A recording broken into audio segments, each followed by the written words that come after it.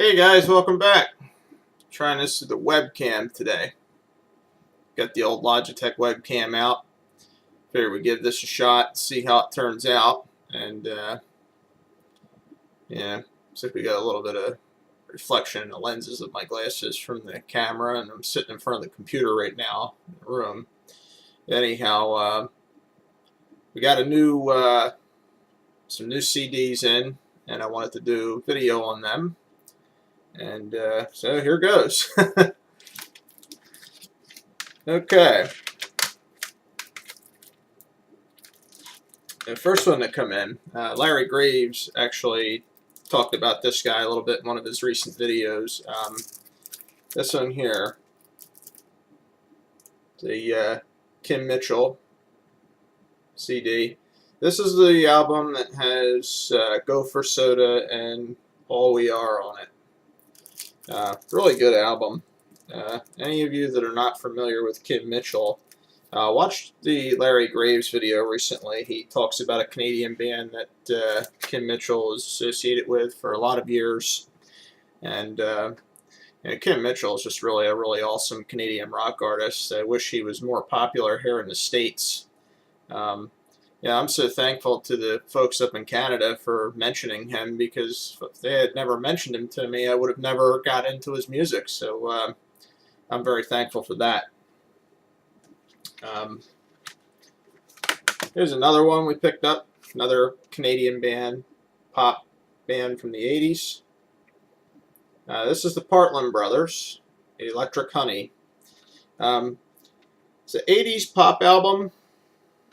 Yeah, it's on CD. So here we go.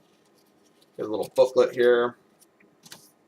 Sorry guys, doing this backwards, trying to look at this and see how it turns out. It's the first time in front of a webcam. So here's what you get with the booklet.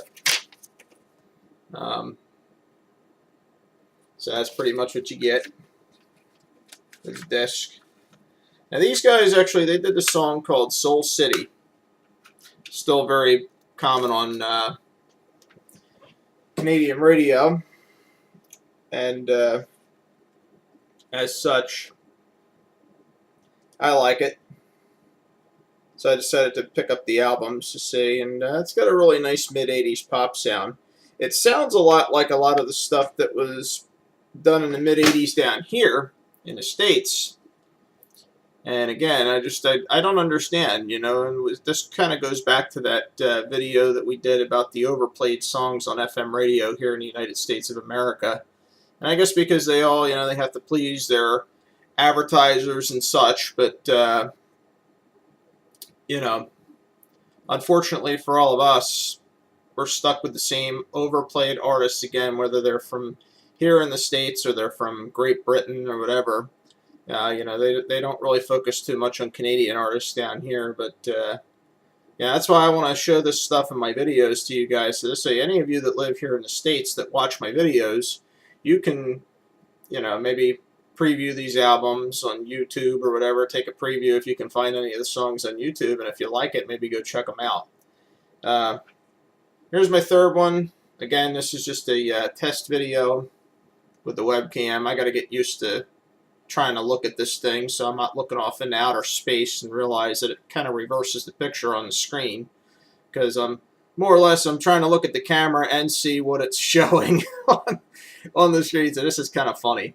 But anyhow, here's another one here. Guys, this is Bob Seger's live album, 9 Tonight, from 1981. A little bit about this, okay? The song "Let It Rock," which was the last song on the second side of the second record, if you had this on vinyl, probably about 10.5 minutes long. For the CD, they actually edit this down to about 6.5 minutes long. So you be prepared for that if you're a big Seger fan and you want to get this on CD and you've owned it on vinyl most of your years. So be prepared for that. Another thing about this album, you know, just a little bit about me. My mother actually owned the 9 Tonight on vinyl when I was little, when I was a kid. And that is actually, I was about 3 years old the first time I ever put a vinyl record on a record player in my lifetime. I understood music, and I understood, hey, this makes music. This is going to sound good. That album, Nine Tonight, was actually the very first vinyl record I ever put on a record player. That one, and the same day I did the Saturday Night Fever soundtrack, and I also did the, my mom had a fabulous Grease Band album, because she was a big fan of those guys. She actually went and saw them in concert. So, it's really pretty cool when I think about it.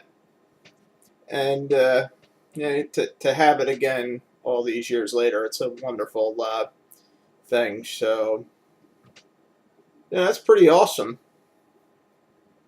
And the rest of the tracks on the Nine Tonight album are actually they're pretty good. They're pretty awesome. And they were as faithful to the vinyl record and the cassette tape as they possibly could be. There's no other edits that I know of from the record to the CD. It actually looks pretty darn good. So, that being said, that's pretty much going to do it for today's video, guys. If you like more videos like this, please subscribe. The channel is PC Lover 81's World. I thank you for watching, and bear with me as I get used to this webcam. I'm not, it's the first time ever trying to do a video with this thing, so hopefully it turns out somewhat decent. So, take care, and we'll see you all in the next video.